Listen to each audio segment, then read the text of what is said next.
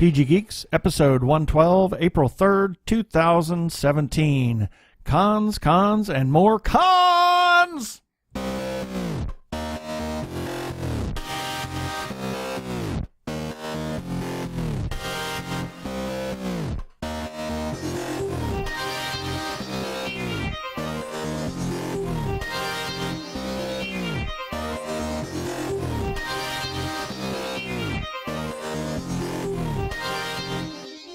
Hello and welcome to another webcast from tggeeks.com, where Ben and Keith, the Two Gay Geeks, talk about all aspects of geekdom and nerdery. Sci-fi, comics, film, horror genre, you name it, we talk about it. I'm Keith Lane, and we're coming to you from TG Squared Studios in lovely Phoenix, Arizona, and I'm trying to keep from being tickled because the face on Ben's face when I said, con! And I'm Ben Raggington, also coming to you from I So Knew You Were Going to Do That, Phoenix, Arizona. I didn't write it in the script, but well, you know, the thing is, if you hadn't, I would have. Anyway. It was running through my head as well. Yes. So we have really something very exciting. We just got off the phone with Kristin Rowan, the marketing manager or marketing director. Manager for Phoenix Comicon. We interviewed her for about 40 minutes. And Fabulous conversation. We are going to play that interview for you right now.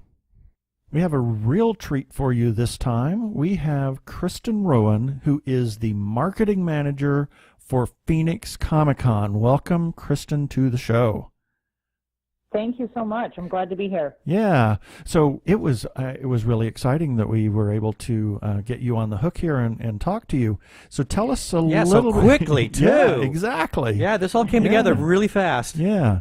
So tell us a little bit about some of your background and how you came to Phoenix Comicon and what your role at Phoenix Comicon is. Absolutely. I've been in marketing for about 10 years and saw the opportunity last year to apply for this position without really knowing what I was getting into, and started as the social media manager for Phoenix Comicon back in September of 2016. And now I'm kind of heading the marketing department for all of Comic-Con and Square Egg and all of the other shows that we put on. And it's so exciting. It's so much fun. I actually have days where I come to work and think, I can't believe I work here. I work at Phoenix Comicon with all of these just amazing things going on every day. It's really exciting for me. I get to do all of the social media stuff for Phoenix Comicon with Facebook and Twitter, and get to talk to some really amazing people. We've been doing a lot of promotion with the guests that we have coming, and I've had an opportunity to speak with some of them personally. And it's just an amazing position to have, getting to be able to market something that is so close to me. I kind of grew up as a geek. And Phoenix Comicon is just a place where geeks feel at home. They have a place to go where everybody else is like them. That's cool. That was one question I was going to ask. Is, yeah. Are you a geek or a nerd or whatever? That was going to be my question. But actually, I love that what you just said, where geeks feel at home. Exactly. That needs to be the slogan. Well, our slogan is actually discover your inner geek, because we believe that everybody is a geek in one way or another. Absolutely. Everybody has a geek out moment. Everybody has that one thing that they just love so much that they'll fangirl out about. Right. But I think everybody has a little bit of geek. Some of us a little bit more than others. Yeah. And when you grow up as a geek and comic books are more important to you than most anything else, and there's a feeling that nobody else is going to understand that. Exactly. Well, if you want to use it, I will. I'll use that slogan later, because I always like to I like to write a wrap-up article after Comic-Con, and I will definitely use that, because one of the things that I've really loved about the entire Phoenix Comicon experience, and I've noticed this every time we've gone, is that there is such this inclusive feeling. Oh my gosh, yes. It really was great. I think one of the first times that I really experienced that was at FanFest, with the first FanFest. And there was some kid there, maybe, what, 12? About 12, yeah. 13 years old. It was during the cosplay bit. He literally had a towel wrapped on his shoulders, and it was okay. The other cosplayers, even the ones that were that had like, the $1,000 looking Iron Man suit, they would give this kid high five. Yeah. Which I thought was just, and to be able to go to a convention and to see, all these different subgroups of the geek community just really getting along swell, because geeks can be really kind of bitchy with each other at times. Territorial. They can be very, very cranky and can be very, territorial. I mean, they can almost have a very rather provincial attitude. I hate to say that, but not here, not with Phoenix Comicon. I mean, it is such a warm feeling. So when you just said geeks really feel, is. I mean, there's always going to be that argument over Marvel versus DC. Oh yeah. Whatever. Star Wars versus Star Trek. Oh yeah. The different fandoms, I think, will always be at war with each other in some way. But when they come together at Phoenix Comicon, all of that seems to just go away. We have the cosplayers who come and they're from different factions and different fandoms, and they come together to support the kids who just think that they are fantastic, and they come together to support the community that we have, the community of geeks that we have who come, and all of the fandoms. And all of those walls come down at Comic-Con, which is it's so neat to see, especially with the little kids, because all of their heroes are there. Oh yeah. And, you get a kid in a space where everybody else is just like them, and everybody is just as amazed by all of the sights and sounds as they are. And, especially to give a child a place where they feel like they are welcomed and accepted for who they are, no matter what they're into. How do you get a better job than that, Exactly. Yeah, that's great. Yeah. So I was going to say, okay, so you did give a little, you kind of glossed over, how you got into Phoenix Comicon, and your role, social media. But as marketing manager, what are some of your day-to-day responsibilities in regard to Comic-Con? Because I'm sure, you got your convention guests. I mean, they have no idea what actually goes on behind the scenes. And I'm not just talking behind the scenes at the convention itself, but, Phoenix Comic-Con, I mean, it's an actual business. So I'm sure a lot of people don't really know what would a marketing manager do. She writes those fabulous. She writes those fabulous press releases. Can you hear the?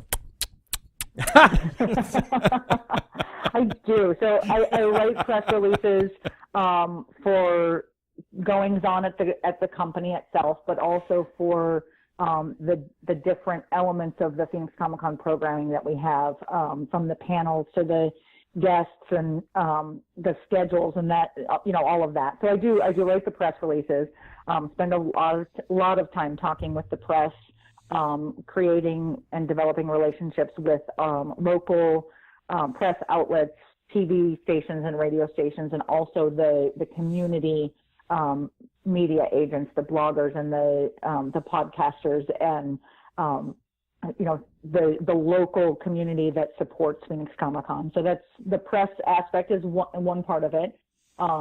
Certainly the Facebook, the social media piece, the Facebook and Twitter and Instagram, doing all of the announcements for all of the things that we have upcoming for each event is also part of it. We also have a street team element of Phoenix Comicon that goes out and has a presence at some other events around the year. We do a lot of the library Comic-Cons that are put on. Okay. We typically have, in the past few years, we've hosted the costume contest at the Tempe Library Comic-Con that they have every year. And so we've been a big part of those smaller Comic-Cons around the community, and I help to organize all of that. We also do, a lot of our street team does some nonprofit stuff. We have a presence at some of the nonprofit organization activities that go on throughout the year. The Best Buddies Walk that was a few months ago, the Grand Canyon University Run to Fight Pediatric Cancer. and we're a big part of what Kids Need to Read does. Love that. That is a big signature thing. nonprofit organization. Yeah. That is. I am so behind that. Yep.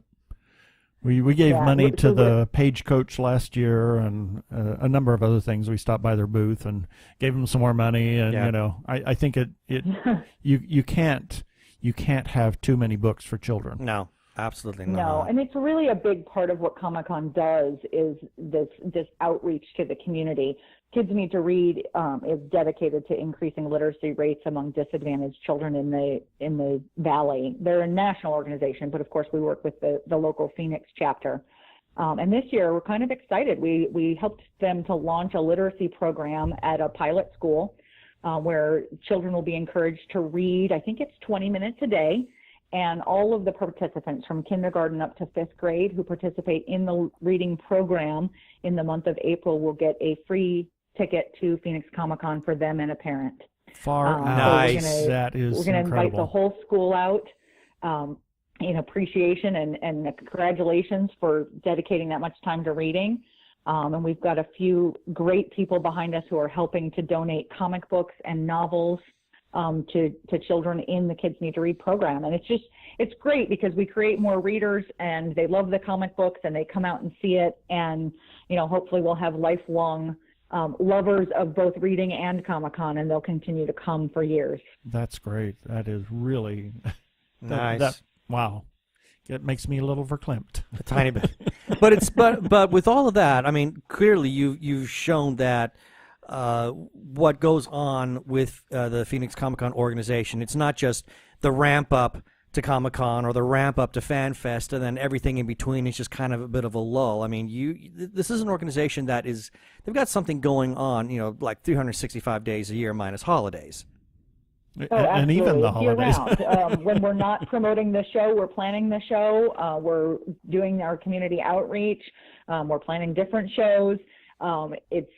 It's a year-round project, and you know, part of that is involving the community and giving back to the community that we live in, that has supported us for so long. So it's constant, but we love doing it, especially those organizations that involve children, because it's just so much fun. Yeah, we have some friends that we bought tickets for.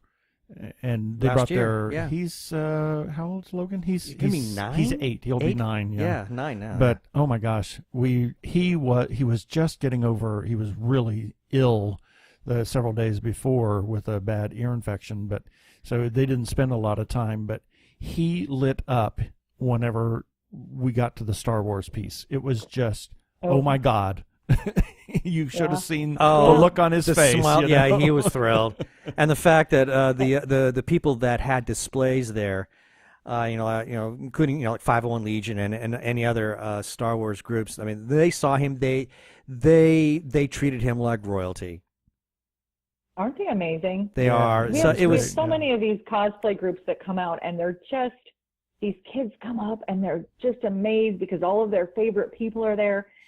And I've never seen a group of people who are so dedicated to just treating every kid that walks through the place as a hero in their own right. And it's just so amazing to watch. We have, the Arizona Avengers, the 501st that you mentioned, Dune Sea Garrison, the Heroes United, and I'm sure I'm forgetting some, and I apologize. I don't mean to leave anybody out, but there are just so many of those groups. Oh, yeah. And watching a kid's face when their favorite character is there and talking to them, and they'll talk for months about how they met. Yep, exactly. They're heroes. That's going to carry over for the rest of their lives. Yeah. Absolutely. Yeah, I think they're creating their own fandom right there. They're who are they going to grow up loving, and it's that person that they met, that they got their picture taken with, and and it's amazing how dedicated those people are, because we went up to Cottonwood yesterday to the Verde Valley Comicbook Expo, and Arizona Avengers was they were there. And there was, what was the other group? I can't remember now. But there were 2 or 3 groups up there, cosplayers, and it was great. I mean, for this little bitty con that this is their second year, and it actually was to, benefit the library up there. So you guys need to to talk to them for next year. Yeah, who knows? Yeah. Anyway, Yeah. That sounds like fun. Yeah, it was great, and it's just a real small little 1-day, 5-hour event, but Right. it's cool. Anyway, Well, I was going to say, so with Comic-Con coming up, and we're not that far away. We're about 2 months out, right, from the next from Comic-Con. So a little less. So I guess, is there anything coming up in this particular one? Now, let me ask this first.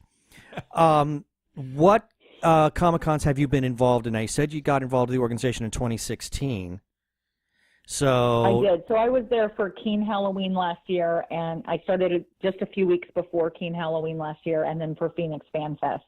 So those are the only two. I've attended Phoenix Comicon before, several times actually, but have never been in this capacity working for it. So this will be my first Phoenix Comicon from the inside.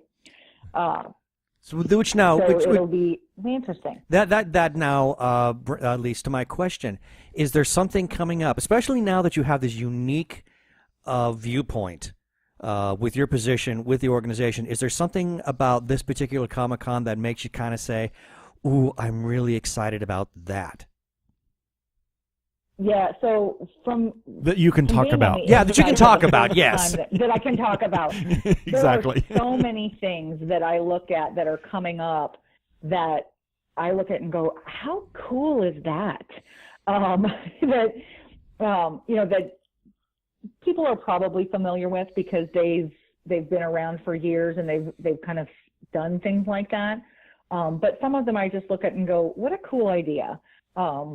We're doing this year, and I don't know if we've done it in the past, but this year we're hosting our own version of So You Think You Can Dance. It will be it'll be the Marvel edition. So we have Marvel characters who will be doing a So You Think You Can Dance competition. Oh, that sounds awesome.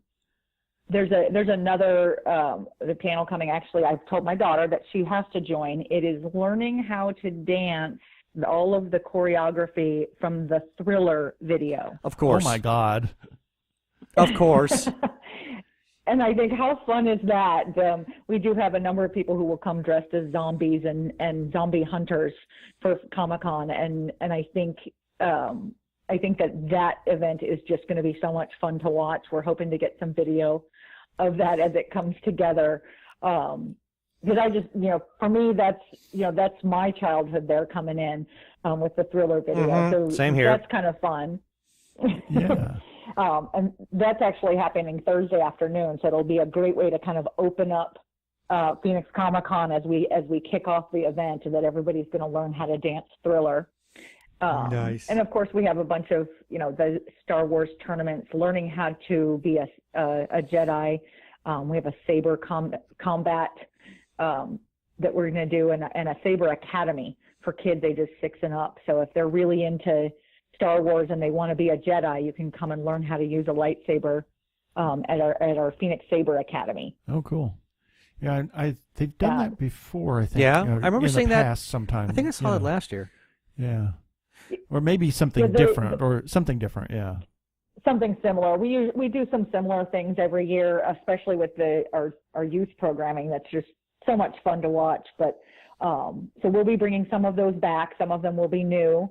There are, of course, a lot of things coming that we have not announced yet. Some of them I'm very excited for, so we'll have to get back in touch with you once we've actually announced them. Please. We're bringing in some new elements to Phoenix Comicon this year that I think are going to be pretty exciting.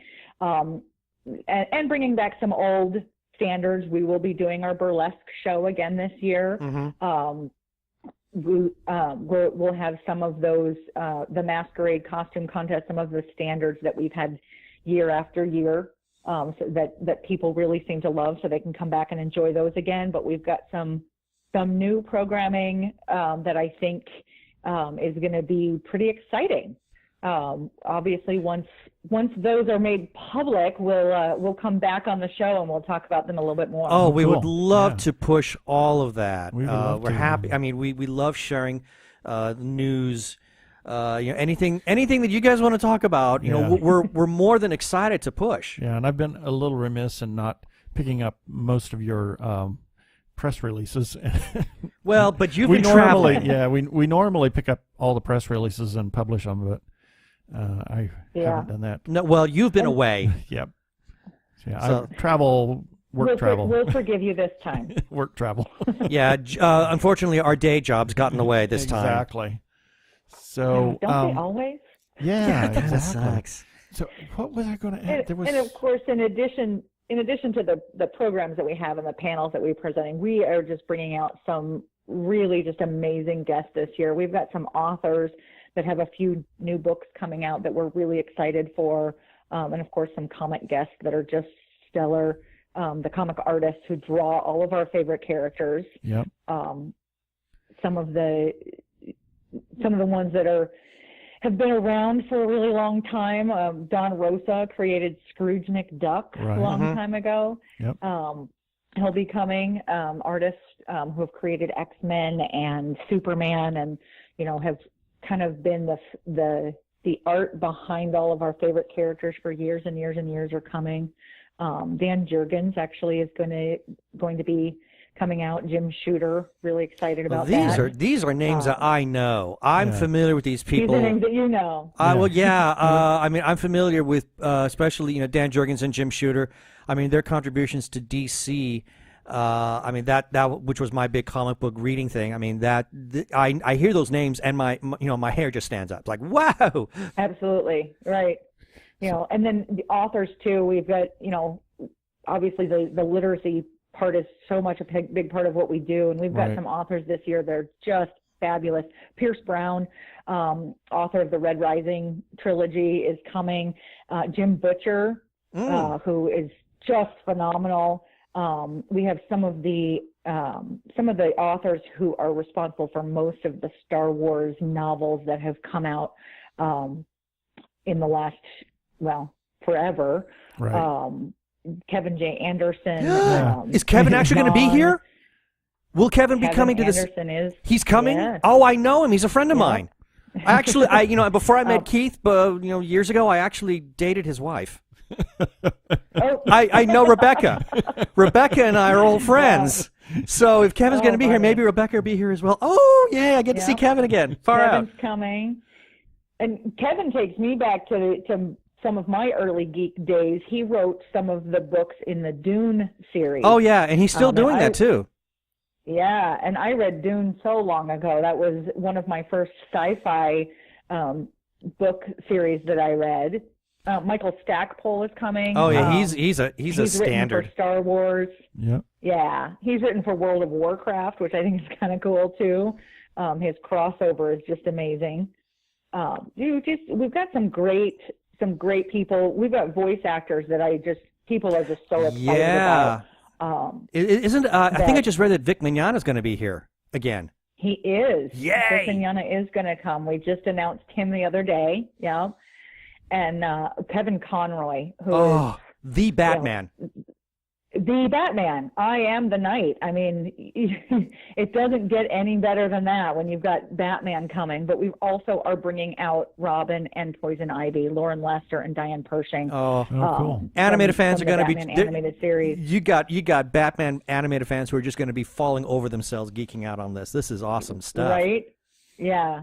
And some anime fans that are amazing. We've got people from Dragon Ball Z who are coming. Sean Chamel, Christopher Sabat, and Todd Haberkorn from Dragon Ball Z that people are really excited about. I love Todd. Wow. Yeah. It's not enough time. It's a stellar lineup. It's not enough time. I don't know how we're going to see everybody. You got to plan your schedule very, you very do. carefully. Exactly. I mean, some of these people I desperately want to see. I can't catch every panel. Yeah. Because obviously we're going to be busy covering the convention as a whole, so I can't catch every single panel this time. I mean, I think last year we only got, or the year before we only got to see one. Yeah, exactly. And that was with Adam West.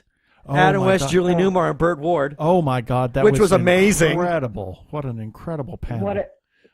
Right? Oh, and that it doesn't even touch on the television and movie guests that we've got coming out. Exactly. Yeah, and wow, it just, there's lots. in fact, one of the Delancey, John Delancey was most recently, John Delancey. and I've seen this guy in conventions. The man is insane.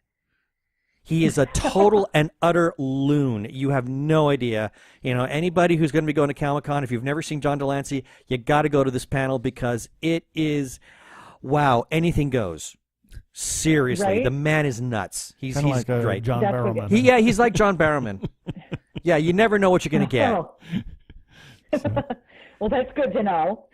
Yeah, so that's good to know. I was going to ask. And of course, we were going back to our nerd roots and bringing out Curtis Armstrong. Mm-hmm. Which I'm so excited for. I remember Nerds. him. He was. He yeah. was Booger and Revenge of the Nerds. Yeah, that's he's going done back. so much stuff too, but that's kind of where it all started for him in the geek verse. Mm-hmm. So what? Phoenix Comicon. This is number what? Number 3 billion. 17. I think. 17. Wow. Good Lord! It feels 17. like 1700, because right? it's like you guys have been around forever now. Yeah. Yeah. So That's amazing. the first Phoenix Comicon was in 2002. Wow. Oh, so I'm sorry, 16. It's not the 17th. It's 16. the 16th. Okay. Yeah, we started in 2002. It was a very small comic book convention. Yep. Held in a hotel. Actually, I believe it was in Ahwatukee in 2002. Yeah. Total attendance was 432 people. Wow. It was, and then it moved to Mesa shortly after that, and was in Mesa until 2010 when it moved over to the convention center. Right. Growing every year. Matt Solberg, our CEO and founder, started Comic-Con in 2002 on his own. And it's become, one of the largest Comic-Con conventions in the country, and mostly due to the support of the community that we have behind us. People in Phoenix are amazing. Yeah. So I don't know that anybody, I don't recall seeing what the attendance was last year. Do you have that? 106,096. Wow. That's incredible. Yeah. It definitely has to put Phoenix Comic-Con, obviously it's in the top 10, but it's got to, I would imagine, has to put it somewhere in the top 5. It is in the top 5. Yeah. Yeah. The growth that we have seen with the Phoenix Comic-Con, what kind of, I don't know, this may be an unanswerable question, but what kind of evolution and growth have you seen with the Comic-Con as a whole? Well, obviously, when it started, very, very small and expanded when it moved into Mesa, it grew a little bit at a time, over the years, and mostly was just due to Matt really just reaching out to the people that he knew and the community that he had been a part of for so long, and bringing in some of the best comic book artists and some of the best vendors and some of the best guests that we could get. And it grew slowly, but eventually, as it moved into the Phoenix Convention Center, that's when it really started to take off. The attendance that first year, I think, was right around 13,000. Wow. So in 6 years, it grew from 13,000 to 106,000, and that kind of growth is just unbelievable for a convention like this. It went from taking up one exhibit hall and a few panel rooms in the south building of the convention center in 2010 to occupying more than 600,000 square feet this year. Right. It really has just grown so fast. And like I said, most of that is just due to the support of the community that we have. Yep. We have local and national vendors who come in every year and have some of the greatest geek wares to sell. There's some cool stuff. Yeah. We don't have enough money. I know. I don't. Right? I'm not. I need to win the lottery just to be able to buy everything. that the vendors have. Exactly. I know. Yeah. What you've talked about. Guys, go ahead. No, I was just going to say that on top of that, we have a really great staff. We have our programming director, Joe, has been a part of Phoenix Comicon for, I think, 13 years. Lee and Jen, who direct our operations, have been with the program for several years. And just the dedication and loyalty they have to the show to really just make it the best show that it can be every year has contributed to the growth of the show so much. And I know that Matt's very grateful for that as well. But we really have a great team now, and a team that has really come together to just make the show as good as it can be, and constantly coming up with new ideas and new ways to make the show even bigger and better. So that's part of our growth, and we hope that will continue for years and years as well. Now, I have to. So this is going to be your first Phoenix Comicon working with the organization. So I kind of have to ask. Being that this is your first one, and you've talked about the convention's growth that we've been seeing, how do you go about marketing something like this and coming into this position? Now that this is your first Phoenix Comicon, didn't you kind of look at this and kind of say to yourself, holy crap, Yeah. what have I gotten myself into? Yeah, and I think when you look at Phoenix Comicon as a whole and think, how do you market this? It's just overwhelming. There's so much, and there's so much amazing stuff going on that how do you even begin? And I think for us, as a team, as a marketing team, we look at it as different. We look at it in different ways. We look at different fandoms and we market to those fandoms. We look at the differences in the activities, whether they are activities that you observe or activities that you take part in. There are physical activities, so we can kind of build on those. Obviously, our amazing lineup of guests helps tremendously because they have such a great fan base as well. But I think you really have to piece it out and you market Phoenix Comicon by the individual aspects of the show that appeal to different groups of people rather than trying to market it as a whole. Right, because that's just such a big undertaking that I don't even think it's possible. Exactly. Well, I have to ask also this. Now, you'd mentioned at the top of the interview, that you're a geek as well. And this is one of my favorite questions to ask. What was your gateway drug into the geek world? So I blame my geekness on my father. I love it when it passes generations. That's great. Yes. My dad was a comic book fanatic growing up. Wow. He and his brother had just an amazing collection of comic books. But my family is a DC family. Yes. Superman, according to my father, will beat any superhero hands down in any fight. I would agree with him on that. He is unstoppable. Mm-hmm. So, as a kid, I grew up reading the comic books that he had in his collection. Always Superman, nothing else. Wow. He had a great Superman collection of comic books dating all the way back to the early 1950s. Wow. Ooh, sweet. So you got some of Unfortunately, the entire stuff. collection was destroyed in a fire. That hurts. Yes, it That was hurts. terrible. But that's kind of how I grew up and started with that. And of course, the Superman movies that came out in the late 70s and early 80s. Mm-hmm. My dad grew up watching the Superman television show with George Reeves, and then the movies came out in the late 70s, early 80s with Christopher Reeve, and we watched those all the time. It was an annual event for us that we would watch Superman 1 and 2 over Easter weekend. Oh, wow. It kind of became a family tradition. So I grew up as a DC girl, and that really was my gateway fandom, was the Superman universe. And then as an adult, discovered that there are superheroes outside of Superman. And I had to make amazement. I did the same thing. It's like, there's these heroes over here too. Well, I guess they're equally there's cool. other stuff. They're cool too. There's other reading outside Lord of the Rings. Yeah, exactly. Right. You mean there's something else other than Star Trek? To Star Trek. Exactly. We used to watch the original Star Trek series. Of course, it was in reruns by then, but we watched that. We both can say Star Trek and Star Wars and Marvel and all of these other Harry Potter. Read the whole series. Lord of the Rings. Yep. I read the book series several times. I think it just sort of happened piecemeal.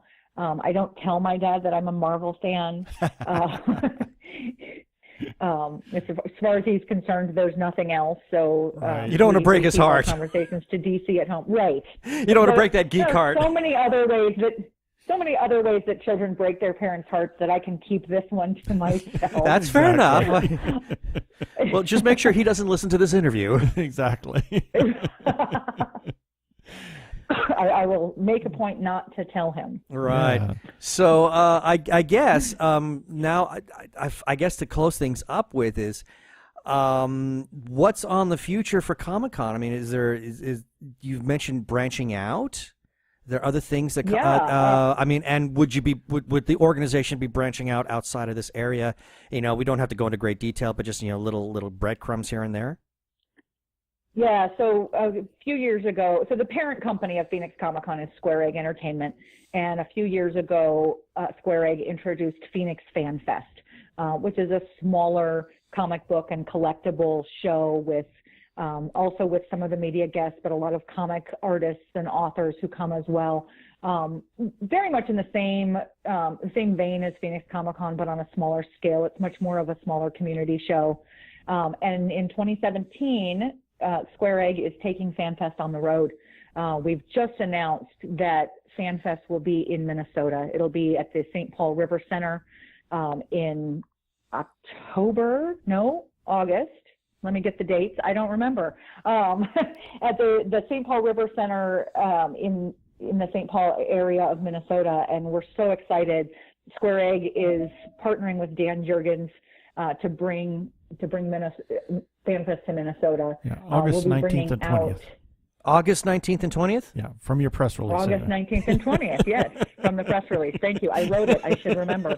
August 19th and 20th, Minnesota Fan Fest. And we're going to be bringing out some comic artists that have never done a show in the Minnesota area. We're really hoping to kind of bring our geek culture to that part of the country. And from there, the sky's the limit. I think we're going to be looking at some other cities and really taking FanFest to new heights. Well, that's Phoenix fantastic. FanFest is returning to the Valley November 11th and 12th. Yes, we're excited about that. Yeah. Yeah, we've got some great things planned for that. There will do be my some more PTO press releases request. and announcements on Facebook. Yeah. Yeah, I have to put in for Our put the PTO request. Yeah, now. I got to put the vacation request. Get the time off from work. That's right. Get the time off for November 11th and 12th, and then, of course, join us in Minnesota on the 19th and 20th. If you guys can't be there, maybe we can. We're going to be in Alaska. Yeah, I think we're going to be in during Alaska. the show. Yeah, we unfortunately we'd already planned a vacation to Alaska at that time, so we're going to have to miss Alaska. that. But we will promote the you-know-what out of this. That's for darn absolutely. sure. And I know a bunch of people that live in Absolutely. Minnesota. We've got some guests coming for both shows that I just think are going to be amazing. Some of the programming and some of the best vendors of collectibles, of comic book and pop culture collectibles that you can find anywhere. We really think that this is going to be just a top-notch show, especially for people who are really into the comic community and the collectibles. And it'll be a little bit different this year than last year with Phoenix Fan Fest, and of course Minnesota with Dan Jurgens partnering with us is just going to be phenomenal. We're so excited about it. And look for new things. Square Egg is growing just as fast as Phoenix Comicon is growing, and there will be so much more coming down in the next few months. Just keep watching, and hopefully you'll be able to join us for as much of it as possible. Absolutely. We love plan on being there the entire time. We will be probably at the Hyatt again with our studio. Yeah, because it's the best. Yeah. It's easiest. Of course. Easiest. Yeah. And we'd love to have you. So remind us once more so that everybody knows, when is Phoenix Comicon? Phoenix Comicon is Memorial Day weekend, May 25th to the 28th at the Phoenix Convention Center downtown. And it's going to be held at that time. I mean, it's got the whole Memorial Day weekend thing. That's booked until what year? Because for so many years it wasn't. It was not. Somebody it was stole Memorial it. Day weekend when it first moved downtown, and then it was off of Memorial Day weekend, I think, for 2 years, and now it's back on Memorial Day weekend. And as far as I know, it is scheduled to be Memorial Day weekend through 2020. Yay! That's such good news. So and we know Memorial Day weekend is tough for some people, but Not we for me. love the spot and have to work around the convention center schedule, and hopefully as many people as possible can make plans to at least join us for one day. There's so much great stuff to go on, even though you want to spend the rest of the weekend with your family, going out of town for the long weekend. But it's worth staying at least for one day. Hey, Memorial Day weekend. come down to the hotel, make it a staycation. There you go. There you go. Do that. Hang out with Keith and Ben. Yeah. I mean, we have a hospitality Yeah. suite. Yeah, well, We put together a hospitality suite. I kid you not. So like about a week before Comic-Con comes out, we go out and we buy. We got snacks and drinks and whatnot, and we set them up in the hotel room, and we like to make all of our guests who come and are willing to be interviewed, we like to make them feel comfortable as we chat away. yeah. Well, I know where I'm going to be during the weekend. Yeah, there you go. Well, we'd love to You're have welcome. you. Absolutely. No kidding. We'd love to have you come in and do an interview with us while we have the studio set Absolutely. there. Yeah, maybe 3 I'd love o'clock to in the come morning. by. But But we can talk about how the convention is going at that time, and we'd love that. yeah. Yeah. If That'd you be have fantastic. time. If you've got time, we'd love to do that. Yeah. So Being my first Comic-Con, I have no idea how much time I'll have. you you But I probably would won't love have to come. any We'd love to actually. Yeah, you're probably by the time you're finally off, you're gonna be like, you know what, love to talk to you guys, but hey, I got to go to bed. I gotta sleep. Do you do Exactly. podcasts at 2 in the morning? We Well, could, as long as we have a nap during the day. Exactly. We have done it as late as 1 in the morning. Yeah, we did. That was last Wow. year, even. Oh my God, we did like 3 interviews that evening, and our Yeah, we last did. one was at 1. Yeah, last one was at 1 in the morning. We were pretty tired, but boy, did we have fun. Although I bet. it may have been just sleep deprivation. Who knows? So, for anybody who wants to know more about Phoenix Comicon, obviously there's got to be some kind of a social media presence, not just the website. How can people learn more about all the things that are going on with Comic-Con? Absolutely. Of course, we have the website, phoenixcomicon.com, where you can find information about the guests who are coming and the programming. There's a great first-timers page for anybody who's never been before and wants to know what to expect. But up-to-date, up-to-the-minute information is going to come out on Facebook, our Facebook page at Phoenix Comicon. We have a Twitter account as well at Phoenix Comicon. We love having conversations with our followers, ask questions. We'll answer you as soon as we can. We do have an Instagram page as well, also at Phoenix Comicon. But Facebook is really our primary social media presence. If you want to know everything that's going on, look back on the page. All of our announcements are there. All of the information that you need for Phoenix Comicon is on Facebook. Super. Outstanding. Kristin Rowan, marketing manager for Phoenix Comicon. Thank you so much for being on the show. It was wonderful being able to talk to you. Thanks so much for having me. Anytime you want me to come back, I would be more than happy to join you again. Great. Hi, this is Ginny Koch, author of the Alien Catherine Kitty Cat series from Daw Books, part of Penguin Random House, and you are listening to the Two Gay Geeks webcast.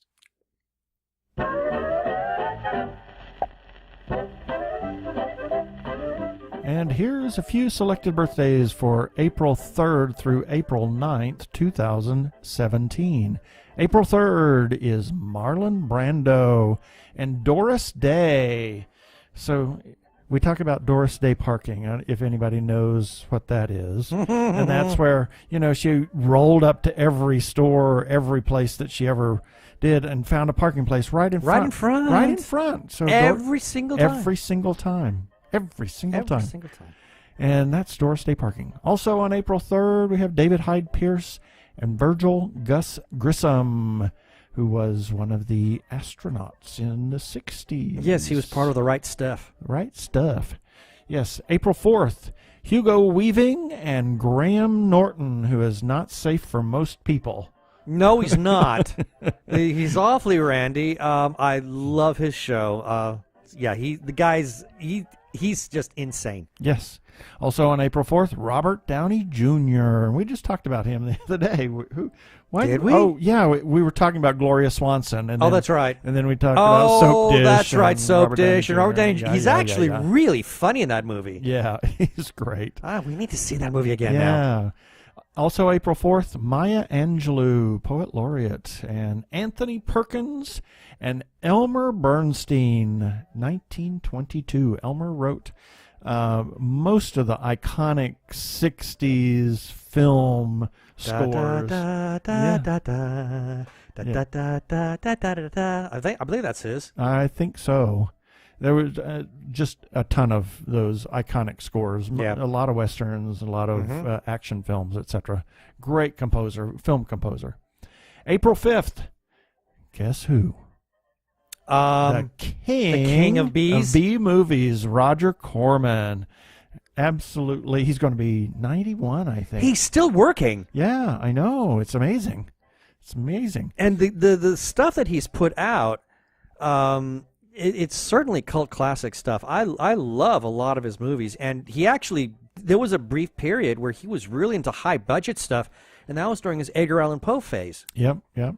Well, it was House of Usher that made all the money that spawned that. You know, they gave him nothing to do the film, and he did the film. It was a critically acclaimed success and made tons of money. Saw it for the releasing company, and so they gave him more money. They actually showed him my English class. Yeah. Also on April 5th, Agneta Folkskog. How do you say her last name? Is that right? Folkskog. Yeah. I'm guessing that's about right. And if anybody doesn't know who she is, Agneta is 1/4 of ABBA. ABBA. Yes. Also on April 5th, Betty Davis, who played Betty Davis in every movie. Also Frank Gorshin. Frank Gorshin. The Riddler. The Riddler. Who was also a phenomenal mimic, and I actually saw him do a stand-up comedy routine at the county fair. The man had me laugh. I mean, I fell on the floor laughing. And last but not least, on April 5th, Haley Atwell. Agent Carter. Agent Carter herself. April 6th, Michael Rooker and John Ratzenberger. Pixar's Good Luck Charm. Exactly. April 7th, Percy Faith. And I'm not going to play... yeah, we're not going to play that. We already got in trouble for that once. So. But if I sing it like this, no one's going to really bother me. Yeah, as we Can't talk see over how it. YouTube will be really upset with what I'm doing. Yeah. Also, April 7th, Billie Holiday, Ravi Shankar, Jackie Chan, and Francis Ford Coppola. Number of movie makers. Yeah, exactly. And you're telling me earlier, Coppola was influenced by Corman. Absolutely. Kind of got his start, I think, with Roger Corman. April 8th, Julian Lennon, 1963, and Mary Pickford, 1893, and Gautama Buddha, the Buddha, 563 BC. April 9th, Hugh Hefner and W.C. Fields. And that is it for the birthdays this time.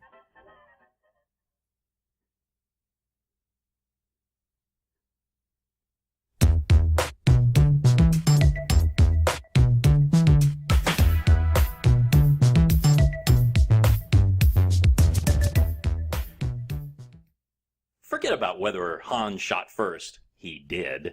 Is it true that Han Solo teamed up with a 6-foot green rabbit? Did Darth Vader profess a devotion to the immortal gods of the Sith? And did Leia's unhealthy attraction to her brother grow for years? Ew. Hi, I'm voice actor Michael Corley, and I want to answer these questions and more on the VoxBox Star Wars Comic Book Podcast. Each VoxBox episode covers classic Star Wars comics, starting with the original Marvel series in 1977 all the way to the present day. So tune in, have some fun, and may the Force be with you at VoxBoxPodcast.com.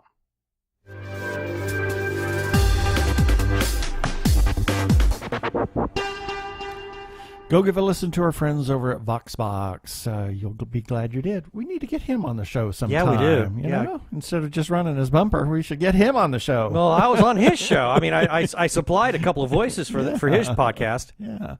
So now, guess what time it is?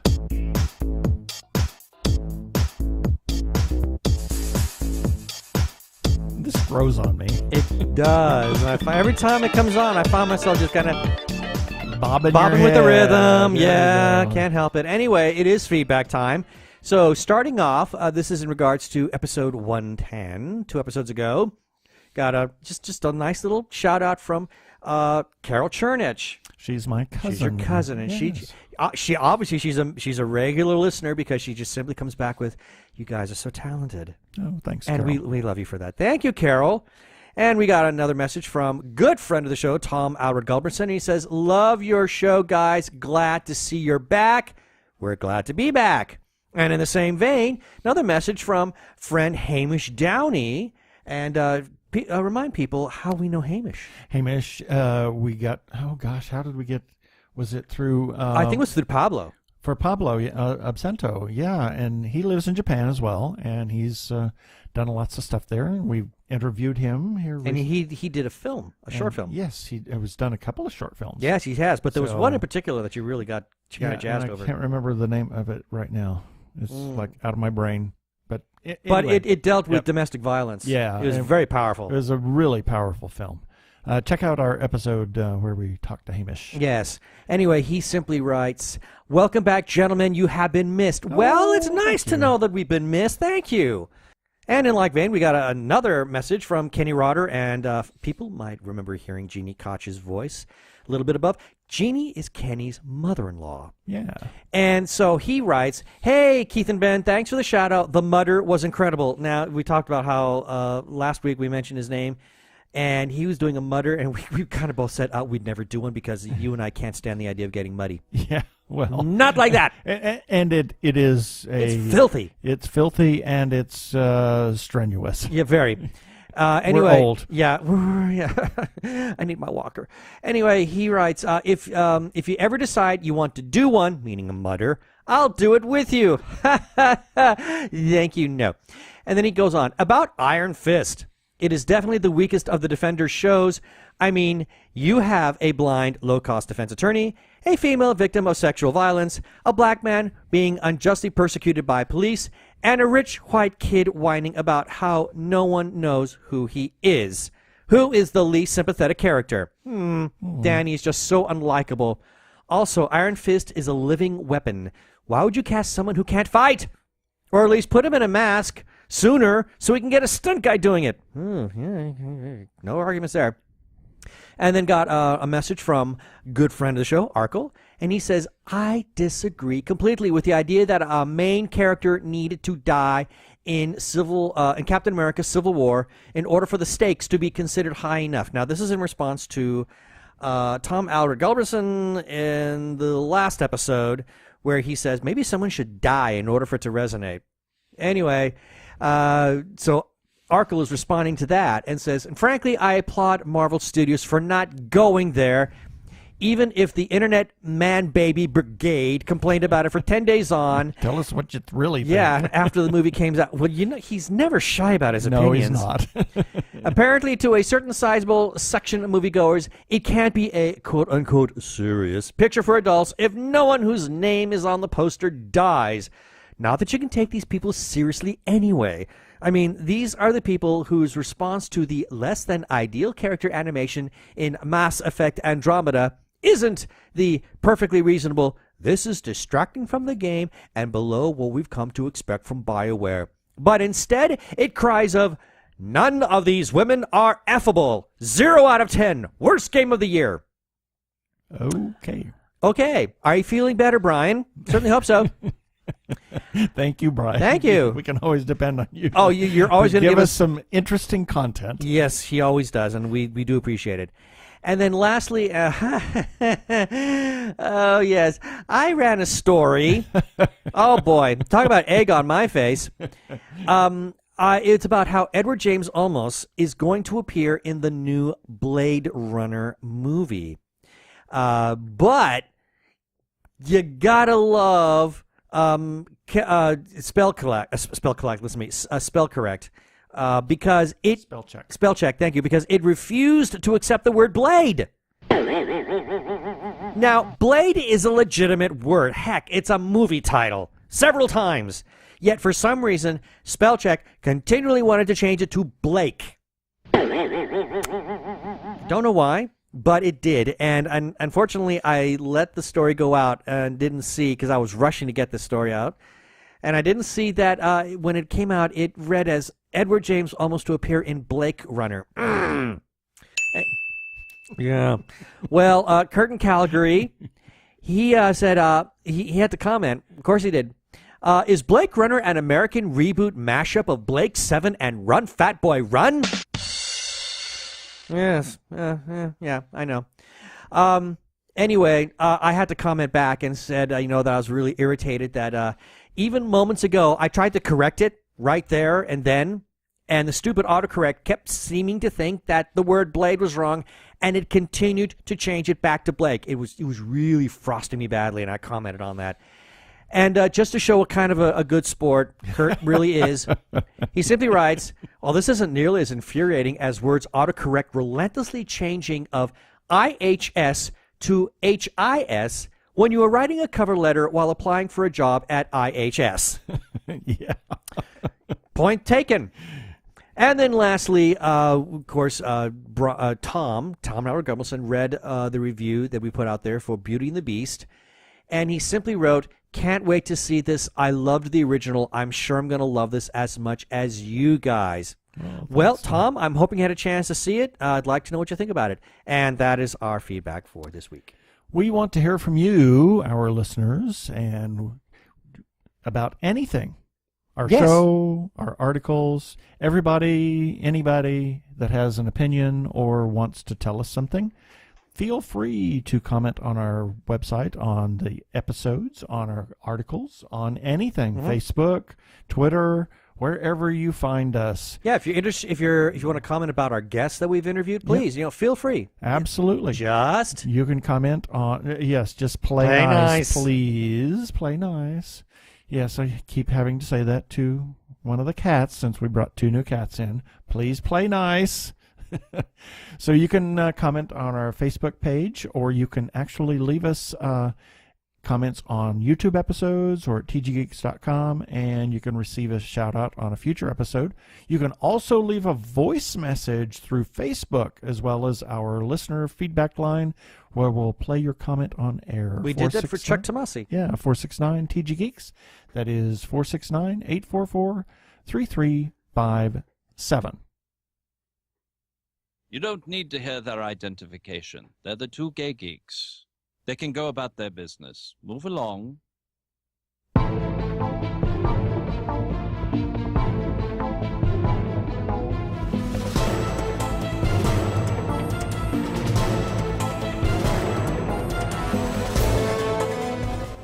I put that in there. Mark did that. Haven't heard that in a long time. We haven't done that one in a long time. But I put that one in there because we were going to talk about Rogue One in the second segment, but we had to cut a couple of things. But we're low on time. We're a little low on time. We're trying to keep the episodes about an hour, so we may go a little over this time. We can go a little over, but we don't want to go into a 2-hour episode. Yeah. So that's a great bumper that Mark did for us. He's done some great bumpers for us. Anyway, we do have some interesting stuff to talk about. Yeah. Now, as of this recording, this is the day after we attended the Verde Valley Comicbook Expo. Yeah, up in Cottonwood, Arizona.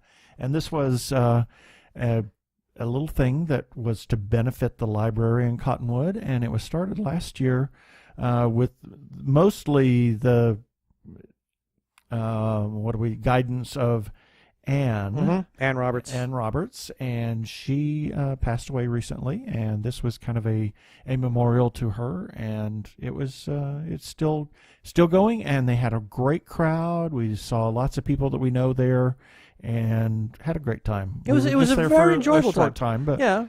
We had a great time. Picked up some got some nice merchandise, artwork, and some books. Dave Beatty! Oh my gosh, Dave Beatty! I love you, Dave. The '66 Batman poster. Oh I my can't gosh. wait to get that on the studio wall. We'll have to. We'll put a thing on the website. And show what we did, it is so beautiful. Yeah. We got 2 of them. Yeah. So one to put on the wall and one to have in storage. Yeah. So Verde Valley Comicbook Expo, hopefully they will do it again next year. It was nice being able to see those people again. I mean, even though we didn't stay very long, it was great being able to see them. It was nice seeing Danny, Anne's husband. But nice, we got to talk to Brian Augustin for a little bit, which was great. As well as the Janimal. We saw Russ Kazmierzak again. So it's nice to see. I mean, it's like, a group of friends. It was great. Yeah, it was great. So, interesting thing coming up here in October. Yeah. Now this is more your bailiwick because you're talking to the right people, and unfortunately I can't. Yeah, that's OperaCon, and this is in conjunction with Arizona Opera, and Arizona Opera is going to be presenting Hercules versus the Vampires. Now, let me see if I can let's get this stupid thing open here. And Hercules versus the Vampires is a classic Mario Bava film, Hercules in the Underworld. Which is trashy. It's tragic, yes. Tragic? Tragic and trashy. It's pure 60s. It's tragedy. Yeah. And it's a tragedy. Yeah. So the Oregon Opera actually commissioned somebody to write some new music for it and set the dialogue to music, and created an opera out of it, and it is really kind of fascinating. So it adds a new dimension to this classic horror schlock. I thought you were going to say something culture. else. I thought you were going to say it adds quality. Yeah, that too. Anyway, it adds class. Yeah, but it's really going to be incredible. There's more to come on OperaCon. Keep checking back with us. There's several events planned. We'll have a link for this on our website, won't we? Prior to the opera, and it's going to be on October 21st and 22nd. That's Saturday and Sunday. And you can check out arizonaopera.org. Now, really quickly, Pixar decided why they chose to do this. I don't know, but I'm glad they did. Glad they did. Yeah. This is it's a little animated short. It's called Dante's Lunch. We've got this on our website. We will run the link for this in the show notes for this episode, and this is a little hype for their upcoming movie coming out of the latter part of 2017 called Coco. Yeah. And this, you saw it yesterday for the first time. Yeah, it was great. It my is gosh. so charming. So charming. It's so funny. It is absolutely delightful. It's about Coco. Our lead character. It's not his name's not Coco, but our lead character. He has a dog named Dante. Although he pronounces it a little bit differently. I'm giving the more German pronunciation. Anyway, it's about this the dog's fascination with a bone. Yes. That's all I'm going to say. You need to see this, people. It is delightful. It made me smile. It shows that the dog is. I think the dog's going to be the real major comic relief of the movie when Coco comes out. We're going to have a link to the article that we have that in. So check it out. It's really a lot of fun. It's charming. And now, lastly, we have to talk about this. Yes, we have to talk about Grimm. Friday night was the last episode of Grimm. Part of me wants to cry. I know. I mean, wow! What a satisfying ending. Yeah. What an enormously satisfying ending that was. Yeah, it was great. I will just say that it was a great wrap up to the entire series, and we. Back in the Slice of Sci-Fi days, we talked to several people from Grimm. Talked to Reggie. Is it Reggie Lee? Yep. And Claire Coffey. And that was it. Those are the two people from the show we talked to. I thought we talked to somebody else. No, I think that's it. Unless we talked to maybe one of the showrunners, but I doubt it. I believe it was just Reggie and Claire. Yeah, but it was a lot of fun, and we'd said that we needed to pick this up, and then we just didn't have the time at the time. A couple of years ago, we picked it up and we mainlined it, and then we've been watching it ever since. It's like, oh my God, when we had to go to waiting a week for an episode. Oh, I know, that was heartbreaking. God. That was heartbreaking. It nearly killed me. I know, but see, now we can mainline the entire thing all over again, and it might be worth it. Yeah, exactly. Just real quickly, what were some of the things you took away from this episode? This episode, the sense of family, and the sense of family in the Scooby Gang. Yeah. I love seeing the Airstreamer again. Yep. That was a nice callback. They're showing the trailer. I love seeing that again. My only sorrow is that we didn't get to see how. I mean, we don't want to give too many spoilers. Well, no. Well, I've already warned people that we're going to get spoilery. Well, we don't want to do that. No, but there was just some things we didn't get to see. Yeah. I would have loved to have seen, but that's not taking away from the sense of satisfaction that this gave us. Yeah. And it kind of bends your mind a little bit right towards the end. Yeah. It's a little bit of a mind bender, but it worked. Yeah, and really well. We'll do a complete wrap up with spoilers here. Yeah, probably maybe about 3 weeks. Then we'll really go because we need to do an opportunity to. We might have Joe and Matt on. Oh yeah, that might be fun. Let's see if we can get Joe and Matt on from Geek to Two. Yeah. Get them on the show because I'd like to get their take because they're huge Grimm fans. Yeah, that would be fun. So let's do that. We'll talk about see if we can get them on the show, and then we'll do a huge, major Grimm wrap up. Yeah, that'd be great fun. Exactly. So that's it for our stories. Check out our calendar on the website. We got birthdays, events, cons, film festivals. If you have something that you want to put on our calendar, just send us a note. And we are huge supporters of independent creators, whether it's filmmakers, comic book artists, writers, or others. As yesterday, we saw several independent creators and talked to them that we might be talking to later. We bought some of their artwork, etc. And we found that there's a tremendous amount of talent out there that doesn't get the big money, but they have some incredible products and things to share with other people. Truly. If you see anybody doing a crowdfunding campaign, please consider supporting it. You can usually, most of them for as little as $1, sometimes a little bit more, and you never know, you might be part of something big. Please consider supporting independent creators. Phoenix Comicon, as you heard, May 25th through 28th, 2017, back on Memorial Day. There's tickets still for sale, and I believe that there's still some hotel rooms. Well, the website just announced they're using the Crown Hotel now. Oh, cool. So check out phoenixcomicon.com. And it was just announced, Friday, I believe, that Phoenix Comicon Fan Fest is returning to Phoenix on November 11th and 12th. More info to come. And OperaCon by Arizona Opera coming in October 2017. Several special events planned. We talked about that. Hercules versus the Vampire. Stay tuned for more info. Yes.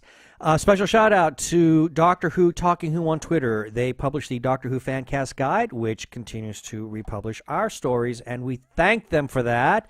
You can find the Fancast Guide by looking them up on Twitter. They are at Talking Who. And you heard feedback earlier today in this episode from Arkle. Brian Weber. He, on Twitter, he is known as the Nazi Punching Scald, and he puts out the Arkle Times Post-Dispatch News, which also republishes our stories. And you can find that by looking him up on Twitter. He is at Arkle. He also has the Incorrect Star Trek Voyager quotes on Tumblr. And really quickly, I will just give this one. This is a 3-liner. And here's one. Captain Janeway says, "Good morning, Tom. What do you hear?" And Tom Paris says, "Nothing but the rain." And Janeway says, "Grab your gun and bring in the cat." Okay. Yeah, I'm kind of going, okay, sure. My head on that one. I have no idea what that's all about. And then we must also give a special shout out to Sci-Fi Obsession, for they are also republishing our stories. They can be found at facebook.com/sci-fi-ob. That is SCIFIOB. And we want to give a special shout out, as always, to The Lookie Show. The twins, they're a hoot. They give us lots of love on Twitter. You can find them on Twitter at Lookie Show, and you can catch their YouTube episode where all of their content is Lookie Show. Check them out on YouTube. They do great, not interviews, reviews of movies, and in kind of a campy sort of fashion. Oh, in their own unique sort of way. Inimitable way. Yes, thank you. And a special shout out to the Facebook group, The Gay Geek, for allowing us to post our episodes on their page. And their URL is facebook.com/groups/The Gay Geek, with the greatest of thanks to Jeremiah Reeves. He's the one who said, okay, you can share your stuff here. Yep. Thanks, Jeremiah. And remember, click on our Amazon ads every once in a while. Please, please, please. We get a kickback. We get a kickback, especially if you buy something. So check out the Amazon ads, and we thank you for your consideration. And lastly, but not leastly, but bigly, please rate us on iTunes. Lee. And that's it.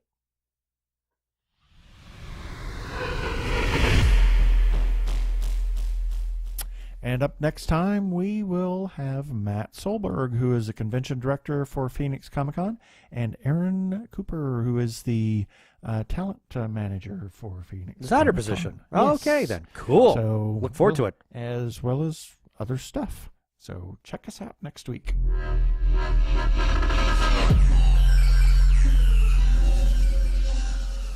Okay, that should do it for this episode of TG Geeks Webcast. Be sure to check out the article for this webcast episode. We'll have several links to stuff that we talked about on the page. And remember, you can comment on our Facebook page or our website, tggeeks.com, or you can leave a voicemail at 469-TG-GEEKS. That is 469-844-3357.